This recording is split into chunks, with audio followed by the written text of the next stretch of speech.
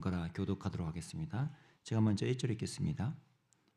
예레미야가 모든 백성에게 그들의 하나님 여호와의 말씀 곧 그들의 하나님 여호와께서 자기를 보내사 그들에게 이르신 이 모든 말씀을 말하기를 마치니 호사야의 아들 아사랴와 가랴의 아들 요하난과 모든 오만한 자가 예레미야에게 말하기를 네가 거짓을 말하는도다. 우리 하나님 여호와께서 너희는 애굽에서 살려고 그리로 가지 말라고 너를 보내어 말하게 하지 아니하셨느니라. 이는 네리야의 아들 바룩이 너를 부추겨서 우리를 대적하여 갈대아 사람의 손에 넘겨 죽이며 바벨론으로 붙잡아 가게 하려 함이라. 이에 가리아의 아들 요하난과 모든 군 지휘관과 모든 백성이 유다 땅에 살라 하시는 여호와의 목소리를 순종하지 아니하고 가리아의 아들 요하난과 모든 군 지휘관이 유다에 남은 자 곧 쫓겨났던 여러 나라 가운데에서 유다 땅에 살려 하여 돌아온 자 곧 남자와 여자와 유아와 왕의 사령관 느부사라단이 사반의 손자 아이감의 아들 그달에게 맡겨둔 모든 사람과 선지자 예레미야와 바룩을 거느리고 애굽 땅에 들어가 다바네스에 이르렀으니 그들이 여호와의 목소리를 순종하지 아니함이로라. 다바네스에서 여호와의 말씀이 예레미야에게 임하여 이르시되 너는 유다 사람의 눈 앞에서 네 손으로 큰 돌 여러 개를 가져다가 다바네스에 있는 바로의 궁전 대문에 벽돌로 쌓은 축대의 진흙으로 감추라. 그리고 너는 그들에게 말하기를 만군의 여호와 이스라엘 하나님께서 이와 같이 말씀하시되 보라 내가 내 종 바벨론의 느부갓네살 왕을 불러오리니 그가 그의 왕좌를 내가 감추게 한 이 돌들 위에 놓고 또 그 화려한 승무원을 그 위에 치리라. 그가 와서 애굽 땅을 치고 죽일 자는 죽이고 사로잡을 자는 사로잡고 칼로 칠 자는 칼로 칠 것이라. 내가 애굽 신들의 신당들을 불지르리라. 느부갓네살이 그들을 불사르며 그들을 사로잡을 것이요 목자가 그의 몸에 옷을 두름같이 애굽 땅을 자기 몸에 두르고 평안히 그곳을 떠날 것이며 함께 읽겠습니다. 그가 또 애굽 땅 베세메스의 석상들을 깨뜨리고 애굽 신들의 신당들을 불사르리라 하셨다 하시니라. 아멘. 이 남은 유다인들의 숨겨진 고집을 꿰뚫어 보신 하나님의 말씀 앞에 이제 이들의 실제 속내가 다 드러난 상태입니다. 이 정도로 좀 부끄러움 많지 자신들의 정체와 속내가 드러났으면 좀 수그리고 머리도 극적이면서 좀 하나님의 말씀 앞에 다시 솔직하게 나아가야 할 터인데요. 그들은 오히려 정반대로 더 세게 나아가는 쪽을 택합니다. 그게 오늘 2절과 3절의 모습입니다. 2절 3절을 제가 다시 한번 읽어보겠습니다. 호사의 아들 아사랴와 가네의 아들 요하난과 모든 오만한 자가 예레미야에게 말하기를 내가 거짓을 말하는도다.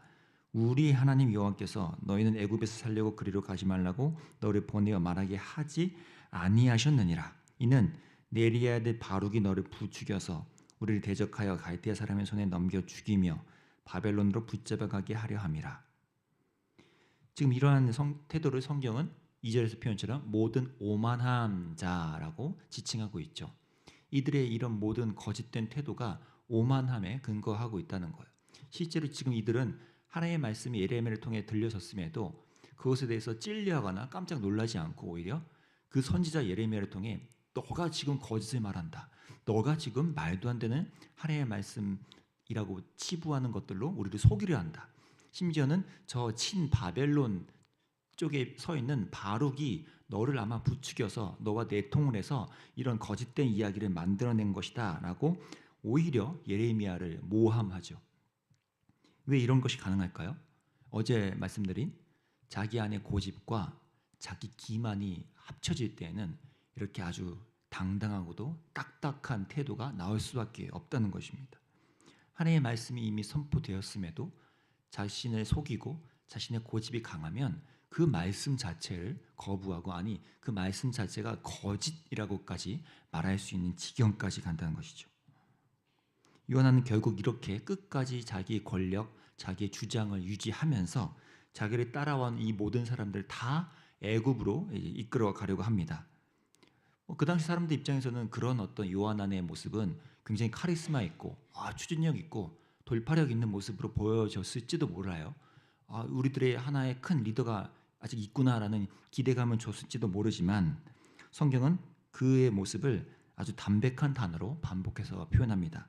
4절과 7절의 각 끝 부분인데요. 제가 읽겠습니다. 4절입니다. 이에 가랴드 요하난과 모든 군 지휘관과 모든 백성이 유다 땅에 살라 하시는 여호와의 목소리를 순종하지 아니하고 7절 애굽 땅에 들어가 다바네스에 이르렀으니 그들이 여호와의 목소리를 순종하지 아니하미로라. 이것이 그들에 대한 하나님의 올바른 평가였던 것입니다. 멋있고 추진력 있는, 그리고 됐으니까 날 믿고 따라오세요, 애굽으로 갑시다 라는 그 모든 말은, 태도는 어쩌면 멋있어 보였을지 모르지만 하나님은 그들이 하나님의 말씀에 순종하지 아니함이라고 지금 평가하고 계시죠. 참 하나님 입장에서는 어쩌면 이 정도로 계속 자신들의 것을 고집하는 이들이 답답하고, 그래서 이들을 그냥 빨리 내쳐버리고도 싶을 터인데 하나님은 오히려 예레미야를 여전히 사용하셔서 일을 하십니다. 심지어 오늘 방금 제가 읽은 것처럼 예레미야도 지금 요한안이 이끌어가는 그 무리 속에 포함되어서 끌려가도록 허용까지 하세요.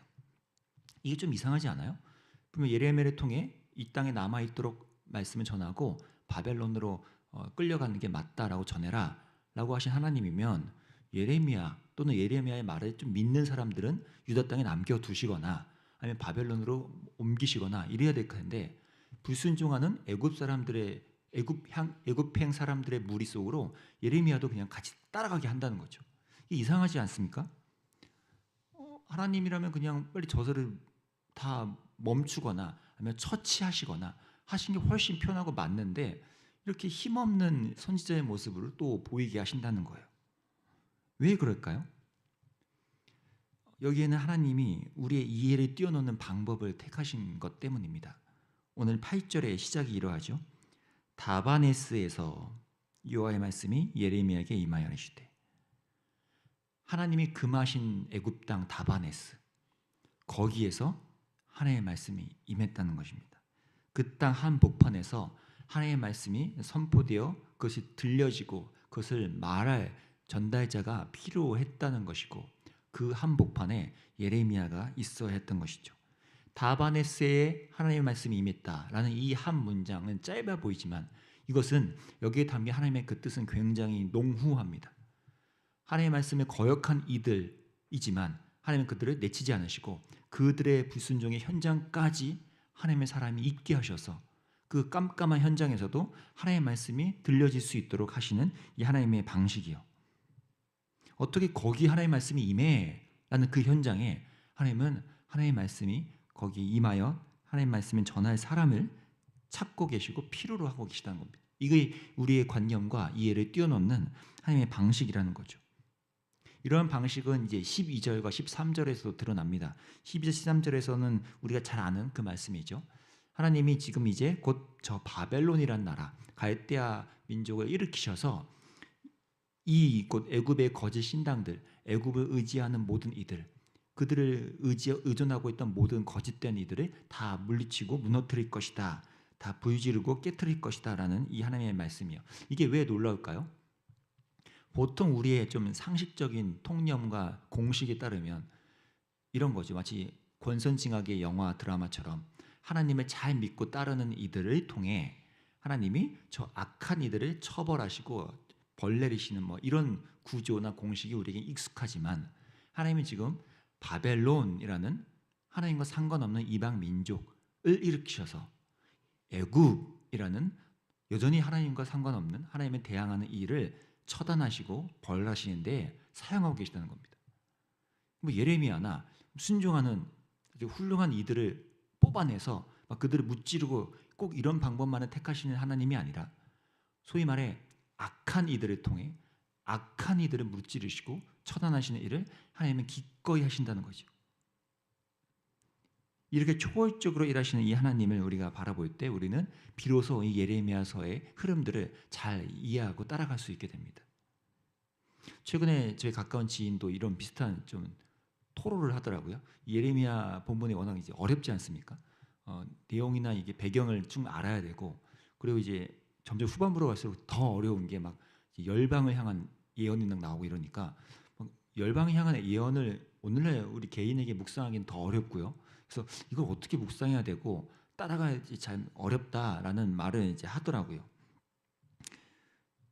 예레미야를 통해서 하는 말씀이 또 좀 우리 현실과는 좀 맞지 않는 것도 많잖아요. 뭐 저 바벨론에 이게 그냥 굴복해서 따라가라 이런 말씀도 하시고, 유다 땅에 남아 있으면 그리고 내가 긍휼을 베푸겠다 이런 말씀도 하시고. 그러니까 이게 표면적으로는 당장 나에게 어떻게 적용하는 게 맞지라는 의문이 들더라는 거예요.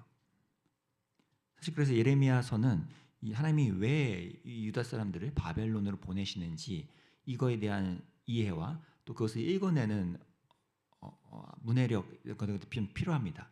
근데 이 문해력이란 건 다른 것이 아니라 하나님의 이 일하시는 방식을 읽는 방법이에요.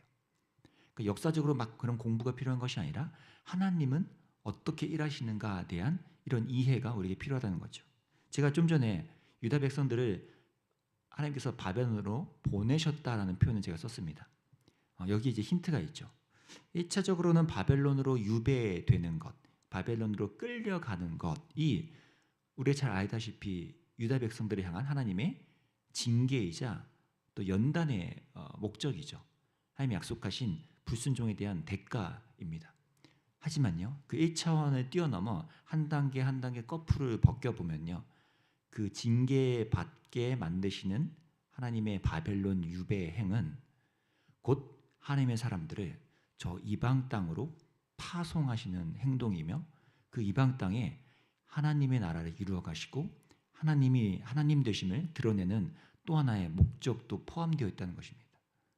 단순히 1차원적으로 니네 벌 받아야 돼, 70년 동안 거기서 고생해라, 이게 아니라 이 하나님의 사람들, 불순종하며 하나님께 잘 따르지 않던 이들이 바벨론으로 끌려간 후에 거기에서 다시 한번 하나님 나라 백성답게 살 수 있도록 기회를 주시고, 그럼으로써 거기서 하나님의 일을 이루어 가신다는 겁니다. 그 대표적인 예가 우리가 잘 아는 다니엘, 느헤미야 이런 분들이죠. 그들은 그 현장 속에서, 바벨론이라는 그 현장과 끌려간 그 현장 속에서 자신이 주어진 역할을 하고 거기에서 하나님이 원하시는 뜻을 찾으며 살았던 것입니다. 그리고 결국 하나님은 그런 사람들을 통해 또 새 일을 행하시죠. 이렇게 예레미야서, 오늘 본문을 비롯한 예레미야서에는 이렇게 1차원적인 층위를 넘어서 여러 층위가 함께 담겨져 있기 때문에 이 부분을 우리가 함께 좀 묵상하시면 여러분의 삶에 적용이 좀 유익하실 것 같습니다. 하나님이 애굽을 치시는데 바벨론을 사용하신다는 이 뜻밖의 공식이 유효한 것처럼요, 오늘날 저와 여러분의 삶에도 표면적으로는 이것이 A라는 형태로 이해되고 해석될지언정 또 한 번 다른 층위에서 하나님은 B와 C라는 새로운 목적과 뜻을 이루어 가시는 방편으로 사용하시는 경우도 많다는 것입니다. 단순히 이것은 어떤 하나님의 고난이다, 하나님의 징계다라고 치부하기 이전에 그 과정 속에서 그 일들 속에서 하나님이 내게 과연 일하고 원하시는 것이 무엇인지를 깊이 이해하고 묵상해가고 그 하나님을 발견해가는 이 일이 오늘날 저희에게도 똑같이 필요하다고 생각합니다.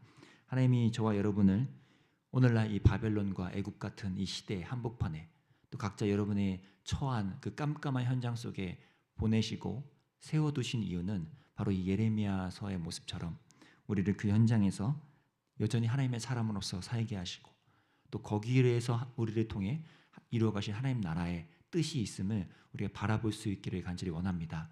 저와 여러분의 삶 속에서 여전히 그렇게 신실하게 일하시는 하나님을 볼 수 있는 저와 여러분 되기를 원합니다. 기도하겠습니다.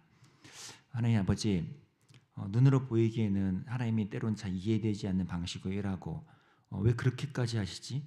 왜 그렇게 나를 치부하시고 방치하시지라는 느낌이 들 때가 있지만, 오늘 이 예레미야서를 묵상하면서 하나님께서 일하시는 이 초월적인 공식을 우리가 다시 한번 바라보게 됩니다.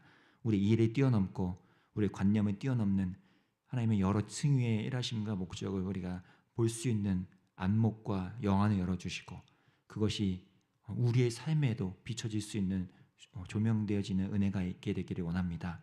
하나님, 나의 삶이 왜 이곳에 있고 나에게 왜 이 일을 맡기셨고 왜 이곳에 있게 하시는지를 다시 한번 하나님의 안목으로 바라볼 수 있는 저희가 되게 도와주시고 그 일을 통해서 하나님이 이루어 가실 하나님의 역사를 또 기대하며 오늘 하루도 이 현장 끄트머리에서 신실하게 살아가는 저희 될 수 있도록 인도해 주시기 원합니다. 그럼 우리를 통해 신실하게 일하실 하나님의 오늘도 소망하며 예수님의 이름으로 기도합니다. 아멘. 이제 기도합시다. 주님, 우리의 삶의 현장을 사용하시고 또 이해되지 않는 일들 속에서도 하나님의 새로운 일들을 이루어가시는 그 하나님을 오늘 볼 수 있게 해달라고, 주님께서 그 충의들 하나하나를 넘어서 하나님의 뜻을 이루어가는데 내가 그 현장 속에 있고 그 현장 속에서 마땅한 것을 또 감당할 수 있도록 힘과 능력을 허락해달라고 기도하면 좋겠고요. 또 다가오는 주일과 이번 여름 기간 2학기를 위해서도 함께 기도하면 좋겠습니다. 이번 여름 기간에 우리 하나님의 말씀이 우리에게 다시 한번 잘 들려지고 이번 주일 예배를 통해서도 선포되는 말씀이 이번 2학기를 또 한 여름을 통과하는 과정에 큰 은혜의 말씀으로 우리에게 자리 잡을 수 있도록, 또 다음 주에 있을 청소년부 수련회를 위해서도 함께 힘써 중보해 주시면 감사하겠습니다. 기도하겠습니다.